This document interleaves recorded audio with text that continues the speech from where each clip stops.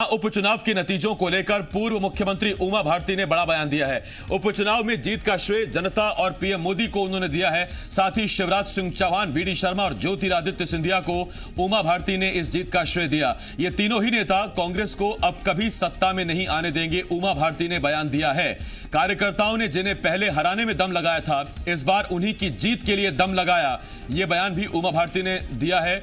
उमा भारती ने कहा, चुनाव बहुत टेक्निकल लड़ा, वो बहुत सभ्य हैं। कमलनाथ ऐसे ही सरकार चला लेते तो सरकार नहीं जाती। अब राजनीति गुड गवर्नेंस पर केंद्रित हो गई है। सब मिलकर काम करते तो अच्छी कामयाबी मिलती है। आत्मनिर्भर भारत की सबसे ज्यादा संभावना एमपी में है। ये तमाम बातें उमा भारती ने कही हैं। आपको बता दें, 28 विधानसभा सीटों पर हुए उपचुनाव में कल जब नतीजे आए तो 19 सीटें बीजेपी के खाते में गई हैं और कुल 9 सीटें कांग्रेस के खाते में गई हैं। 3 मंत्री अपने चुनाव हार गए।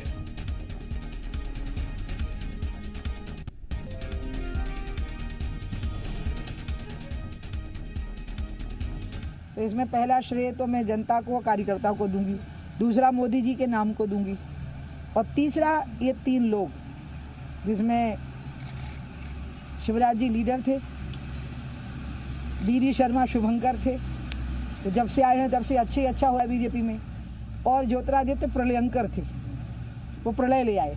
पहले हमारा सुपड़ा साफ किया, फिर कांग्रेस का सुपड़ा साफ कर दिया और हमें विजय दिला दी। वो लोग जो अभी 2 साल पहले चुनाव में दम लगा दिए थे जिनको हराने में, उनको जिताने में भी उन्होंने दम लगा दी। और यही कारण है कि जो जीत हुई वो प्रचंड मतों से जीत हुई।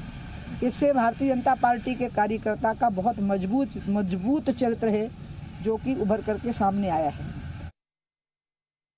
लेकिन मध्य प्रदेश में पोटेंशियल बहुत है। आत्मनिर्भर भारत का मॉडल बनने का जो पोटेंशियल है वो मध्य प्रदेश में बहुत है। आबादी कम है, उसकी तुलना में फॉरेस्ट रिजर्व है, वाटर है, मिनरल्स हैं, मेजर और माइनर दोनों तरह के। तो मध्य प्रदेश एक पोटेंशियल रखता है आत्मनिर्भर भारत के मामले में मॉडल नंबर 1 होने का।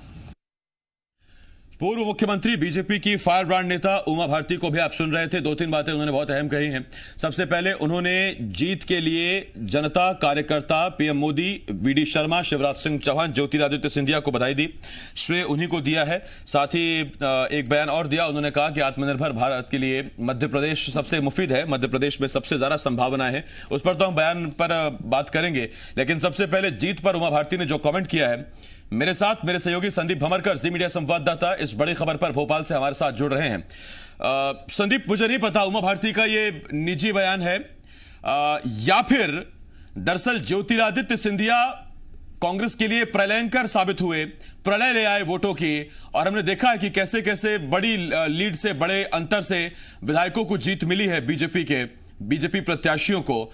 अब सवाल यह है कि जहां सियासी पंडित ये एक अंदाजा लगा रहे थे, कयास लगा रहे थे कि कहीं ऐसा तो नहीं कि इस चुनाव के बाद ज्योतिरादित्य सिंधिया की जरूरत खत्म हो गई या पूरी हो गई, मकसद सरकार का पूरा हो गया, सरकार में वापस लौटने का। कम से कम उमा भारती अपने दम पर यह कहती हैं कि अब यह तिकड़ी कभी कांग्रेस को वापस सत्ता में आने नहीं देगी। ज्योतिरादित्य सिंधिया प्रलयंकर साबित हुए हैं। बिल्कुल, उन्होंने ज्योतिरादित्य सिंधिया की मध्य प्रदेश बीजेपी में मौजूदगी को स्टैब्लिश कर दिया है। यानी हर नेता अब सिंधिया को लेकर स्वीकार्य है। सिंधिया ये बात भी बता दिया और इस तरह से उन्होंने कार्यकर्ताओं तक भी एक मैसेज पहुंचा दिया कि सिंधिया के रूप में बीजेपी को एक बड़ी ताकत मिल गई है, वो शिवराज और वीडी शर्मा के इक्विवेलेंट है। ये उन्होंने साबित कर दिया है। उमा भारती का बयान इस तरफ इशारा करता है।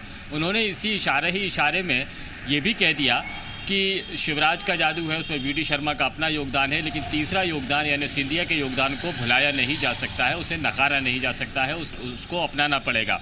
उन्होंने बीजेपी के कार्यकर्ताओं की तारीफ भी की कि जिनके लिए पहले लड़ते थे, अब कार्यकर्ता संगठन से इतना ज़्यादा बंधा हुआ है और निष्ठावान है कि उसने उन्हीं लोगों के पक्ष में खुलकर काम किया, पूरी ताकत लगाई थी।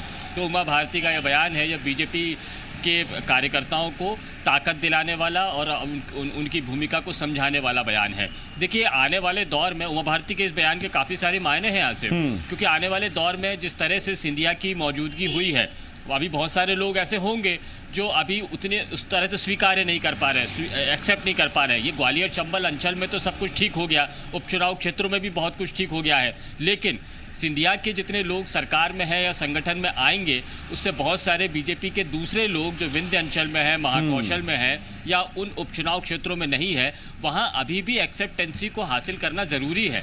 और इसीलिए ये बार बार बताया जा रहा है कि इसमें कार्यकर्ताओं की मेहनत है, कार्यकर्ताओं ने संगठन के निर्देश पर काम किया। और आने वाले दिनों में भी अब जब पेचीदगियाँ बढ़ेंगी, क्योंकि मंत्रिमंडल विस्तार होना है, केवल 3 सीटें खाली हो रही हैं, और जिन जगहों का हम उल्लेख कर रहे हैं, विंध्य अंचल के तकरीबन 4 से 5 विधायक, जबलपुर से अजय विश्नोई हो या फिर रतलाम से चैतन्य कश्यप, ऐसे तमाम ऐसे लीडर्स और भी जगह मौजूद हैं, नर्मदांचल हो, यहाँ पर अभी भी उन विधायकों को मंत्री पद की उम्मीद है कि उनको मंत्री पद मिल सकता है, लेकिन केवल 3 पद खाली हैं। अब ऐसे में कार्यकर्ताओं को समझाने का केवल एक ही तरीका है कि संगठन की कमान सबसे अहम होती है, संगठन जो कहता है उसको लेकर काम करना चाहिए।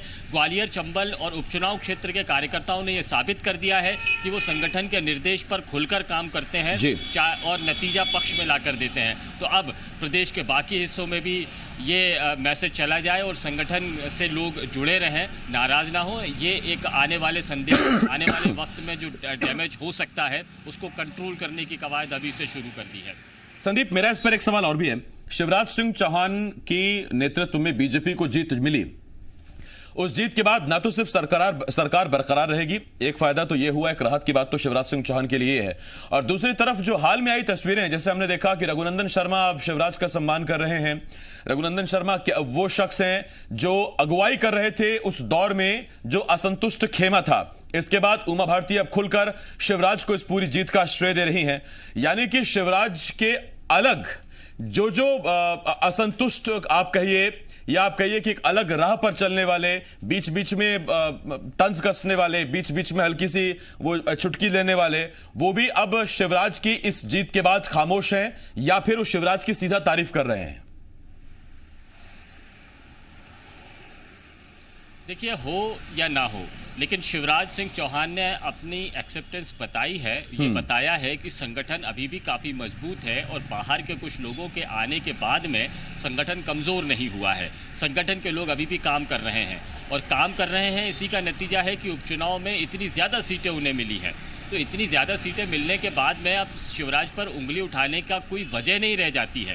और यही वजह है कि रघुनंदन शर्मा हो चाहे जयभान सिंह पवैया, इनको प्रदेश कार्यालय में आकर अब ये अपनी मौजूदगी जाहिर करनी पड़ रही है और मिठाई खिलाने जैसी तस्वीरें भी सामने आने लगी हैं। तो ये सब नतीजा उसी बात का है कि कोई बाहर से आता है, थोड़ी खलबली ज़रूर मचती होगी, लेकिन बाद में सब ठीक हो जाता है। तो ये वही मैसेज देने की कोशिश है, वही बात करने की कोशिश है। और आने वाले वक्त में जिन परिस्थितियों का उल्लेख कर रहे हैं कि कुछ महत्वाकांक्षी नेता। ठीक संदीप, मैं लौट रहा हूं इस पर आपके साथ। बीजेपी के नेता डॉक्टर हितेश वाजपेयी साहब, कांग्रेस के विधायक कुणाल चौधरी साहब इस वक्त हमारे साथ फोन लाइन पर जुड़ गए हैं। कुणाल भाई, पहले मैं आपके पास आऊंगा, लेकिन उससे पहले डॉक्टर हितेश वाजपेयी साहब आपसे सवाल। उमा भारती जी ने जब 3 नाम लिए, उन्होंने कहा कि जनता और पीएम मोदी के नाम के बाद जीत का श्रेय जाता है शिवराज सिंह चौहान को, वीडी शर्मा को और ज्योतिरादित्य सिंधिया को। इन 3 नामों में वीडी शर्मा और शिवराज सिंह चौहान तो ठीक हैं, ज्योतिरादित्य सिंधिया का जब वो नाम लेती हैं तो शायद वो कार्यकर्ताओं तक संदेश पहुंचाती हैं कि अब तक जो मन में ज्योतिरादित्य सिंधिया को बीजेपी नेता के तौर पर नहीं उतार पाए, कम से कम इस महाजीत के बाद वो ज्योतिरादित्य सिंधिया को भी समकक्ष रखें शिवराज सिंह चौहान और वीडी शर्मा के। लगता है कि ये संदेश उन्होंने आप लोगों को दिया है और आप लोगों के बीच वो बैठी थी। कार्यकर्ताओं के बीच तो ऐसी कोई कंफ्यूजन है नहीं, और आप लोगों से बातचीत की थी गाय बगाए कि आप लोग ये जो सवाल आपका उठता रहता है, ये सवाल अब उठना बंद होना चाहिए। ये एक प्रकार से मैं संदेश आप लोगों के लिए ज्यादा देखता हूँ।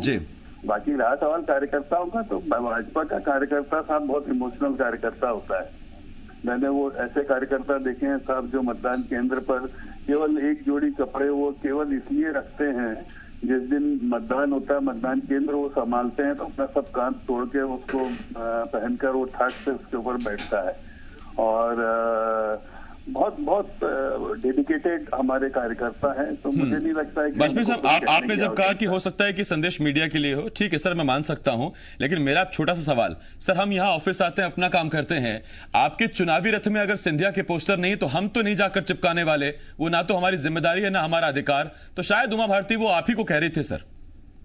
नहीं, मैं फिर आपको समझा रही थी कि हमारी चुनावी रथ में वो पोस्टर क्यों नहीं होता, इसको बार बार आपको 25 बार समझा दिया, फिर भी आप नहीं समझते। क्यों नहीं समझते? भाई हमारे यहाँ पर चित्र किसके होते हैं? प्रदेश अध्यक्ष का होता है, मुख्यमंत्री का होता है, राष्ट्रीय स्तर पर राष्ट्रीय अध्यक्ष का होता है और प्रधानमंत्री का होता है। हम 20 बार बता चुके हैं, लेकिन फिर देखिए 6 बजे फिर वही सवाल खड़ा हो जाता है। इसलिए आप लोगों के साथ बार बार बैठना बहुत जरूरी हो जाता है। कार्यकर्ता तो हमारा बिल्कुल सधा हुआ और ठीक लाइन पे चलता है, जो कि वैचारिक कार्यकर्ता है, और इसीलिए हमको इतनी बड़ी सफलता सभी उथल पुथल के ठीक। वाजपेयी साहब, आता हूं मैं इस पर आपके पास।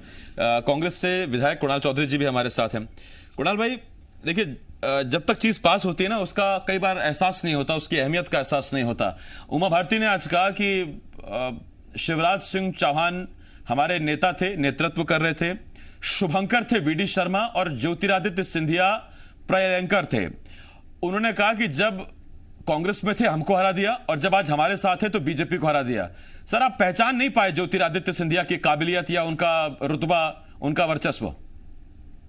सही बात है। ज्योतिरादित्य सिंधिया भारतीय जनता पार्टी को ही मुबारक, उनका रुतबा उनको ही मुबारक, उनकी जो कार्यशैली वो उन्हीं को मुबारक। मध्य प्रदेश के अंदर जो नेता बनाने का काम किया कांग्रेस के कार्यकर्ताओं ने किया।